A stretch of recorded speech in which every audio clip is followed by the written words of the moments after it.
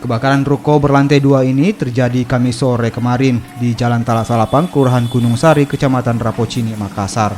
Api yang sempat membesar nyaris merambat ke bangunan sebelah ruko, namun beruntung tak sempat menghanguskan bangunan tersebut. 6 unit mobil pemadam kebakaran yang diterjunkan baru bisa memadamkan api 2 jam kemudian. Kebakaran ini tidak hanya menghanguskan ruko, tapi membuat 2 orang mengalami luka. Warung makan, sebenarnya dia tidak buka, cuma dikhususkan buat yang bungkus. Kita belum tahu bagaimana kondisinya, kemungkinan ledakan gas.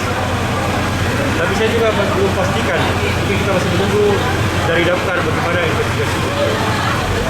Dalam peristiwa ini ada yang berapa ruko yang terbakar? Yang terbakar cuma 1.